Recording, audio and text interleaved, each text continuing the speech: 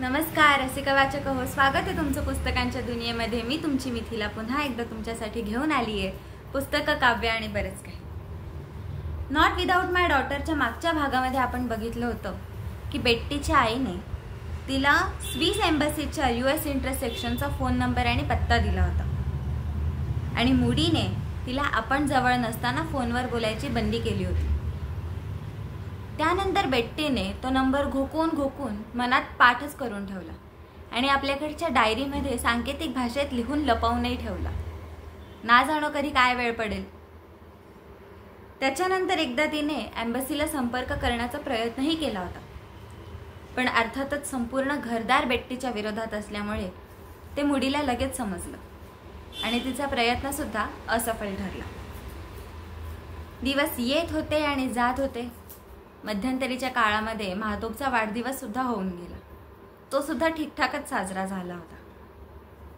त्यानंतर एकदा एक अतिशय निराश करणारी घटना घडली होती, ती म्हणजे इमाम रेझा यांच्या बहिणीच्या समाधीला भेट देण्यासाठी मुडी बेट्टीला आणि महातोबला इच्छा नसतानाही जबरदस्ती घेऊन गेला आणि तिथे गेल्यानंतर महातोब फक्त त्याच्यासोबत येईना, त्याच्यासाठी त्याने तिच्या पाठीत रस्त्यात लाथ घातली आणि भर रस्त्यामध्ये खाडकन मुस्काटात ठेवली।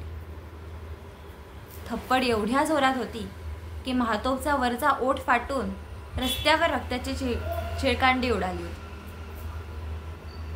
हे सगळं बघून, मुडीचा राक्षसीपणा बघून बेट्टीचा पळून जाण्याचा निश्चय अजूनच पक्का होत गेला आणि एक दिवस तिला ती संधी मिळाली।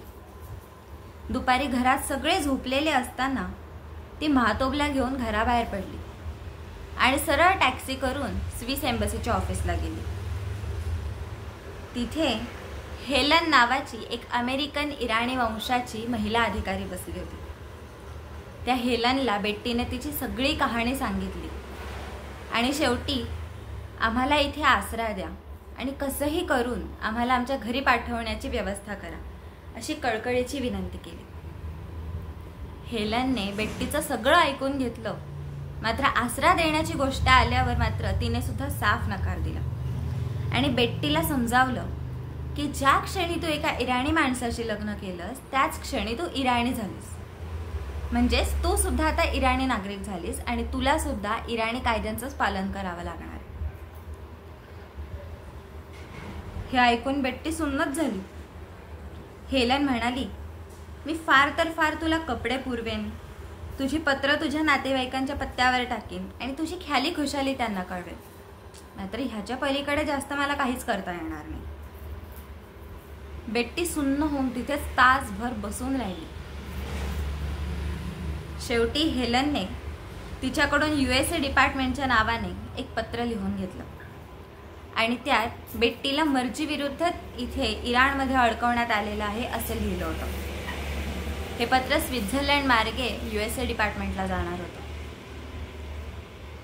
मुडीबद्दल माहिती विचारून हेलनने काही फॉर्म सुद्धा भरले आणि आता तुम्ही घरी जा, पुढची काय खटपट करायची ती मी बघते असं म्हणून बेट्टीची समजूत घातली आणि तिला टॅक्सी करून घरी पाठवलं।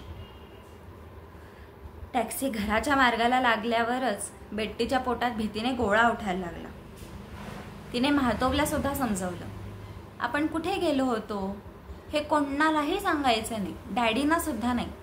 कोणी विचारलं तर फक्त आम्ही फिरायला गेलो आणि रस्ता चुकलो एवढंच सांगायचं। बिचारी महातोब, तिला सुद्धा बिचारीला एवढ्या लहान वयात परिस्थितीमुळेच मोठं व्हावं लागत होतं।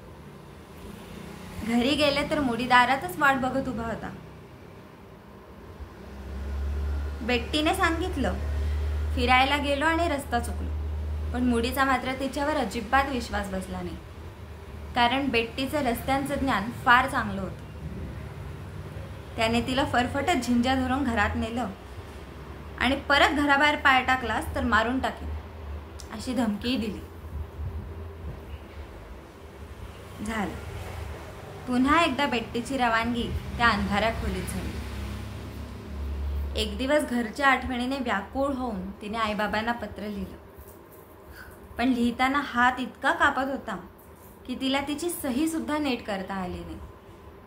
दिवसेंदिवस बेट्टीच्या मनातली पळून जाण्याची किंवा घरी जाण्याची आशा खुंटत चालली होती. त्याच्यामुळे ती दिवसेंदिवस दुर्बल होत चालली होती आणि तिचा ह्याच दुर्बलत्वामुळे मुडीचं फावत होतं.